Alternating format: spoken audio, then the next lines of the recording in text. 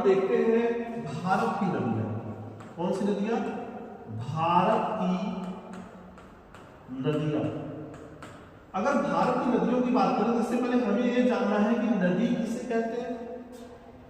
तो नदी जल की वह एक प्रमुख धारा है जो किसी पहाड़, पर्वत या मैदानी क्षेत्र से निकलती है तथा किसी झील या सागर या नदी में जाकर के मिल जाती है, उसे मुख्यतः नदी कहते हैं।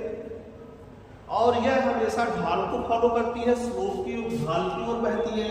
और इसमें से कुछ नदियां हैं जो मैदानी क्षेत्रों में बहती है तथा कुछ नदियां हैं जो रिफ्ट वैली या रैंको वैली में बहती है। भारत की नदियों की बात करें तो हम देखते हैं यहाँ हमें दो प्रकार की नदियां मिलती हैं। एक नदी है हिमालय की नदियां, हिमालय की नदियां मतलब हिमालय रिवर, और दूसरी है प्रायद्वीपीय भारत की नदियां। कौन सी नदियां? प्रायद्वीपीय भारत की नदियां। अगर हम इन दोनों की बात करें तो हम इसको अलग कैसे कर रहे हैं? हम आखिर इनको हिमालय नदियां क्यों कह रहे हैं, प्रायद्वीपीय भारत की नदियां क्यों कह रहे हैं? तो इसमें दो चीजों का हम आधार लेते हैं। एक है विंध्य रेंज, विंध्य रेंज से दक्षिण की ओर मतलब साउथ की ओर हम आते हैं, हमें प्रायद्वीपीय भारत मिलता है। प्रायद्वीपीय भारत से बहुत सारी नदियां निकलती हैं, जैसे गोदावरी हो गई, कृष्णा हो गई, कावेरी हो गई, ये सारी नदियां हैं। यह तीन नदियों की खासियत क्या है? यह मानसूनी नदियां होती हैं। मानसूनी नदियां वह नदियां होती हैं जिनमें मानसून के दौरान जल पर्याप्त मात्रा में होता है तथा मानसून के जाने के बाद इसमें जल की कमी होने लगती है। और वहीं पर अगर हम उत्तर भारत की नदियों की बात करें तो यहाँ की नदियां मुख्यतः ग्लेशियर से निकल रही है। ग्लेशियर या हिमनद से निकलने के कारण इसमें कभी भी पानी की कमी नहीं होती, इनका फ्लो सतत बना रहता है। इसीलिए इनको बहने या इनकी जो क्रमिक बहने की दशा है उसके आधार पर इनको दो भागों में बांटा जाता है। दक्षिण भारत की नदियां प्रायः मानसूनी नदियां हैं, मानसूनी नदियां, और वहीं उत्तर भारत की नदियां कैसी है? यह सतत है, सतत है मतलब कांटिन्यू का फ्लो पूरे साल बना रहता है।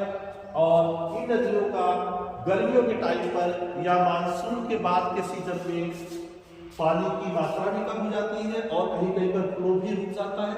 इस तरह से होता है, इन्हीं को हमें देखना है। तो जब हम उत्तर भारत की नदियों या हिमालयन नदियों की बात करते हैं तो हमें यहाँ पर तीन प्रकार की नदियां, तीन प्रकार के तंत्र मिलते हैं।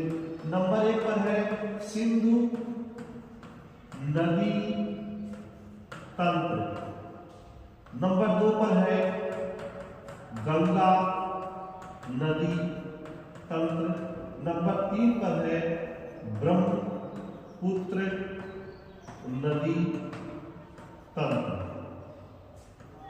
सबसे पहले हम इन्हीं तीनों को देखेंगे। इंडस रिवर सिस्टम हो गई, गंगेटी रिवर सिस्टम हो गया, ब्रह्मपुत्र रिवर सिस्टम हो गया।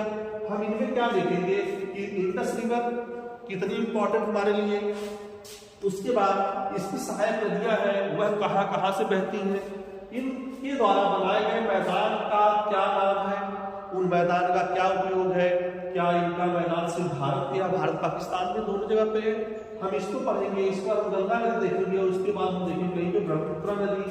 जब हम उत्तर भारत की नदियों को कंप्लीट कर लेंगे इसके बाद हम आएंगे कहां पर? मानसूनी नदियों में या दक्षिण भारत की नदियों में। इसमें जैसे गोदावरी है, गोदावरी को बूढ़ी गंगा भी कहते हैं। उसके बाद आगे बढ़ते हुए कृष्णा मिलेगी, कावेरी ये तो बड़ी नदियों में हो गया।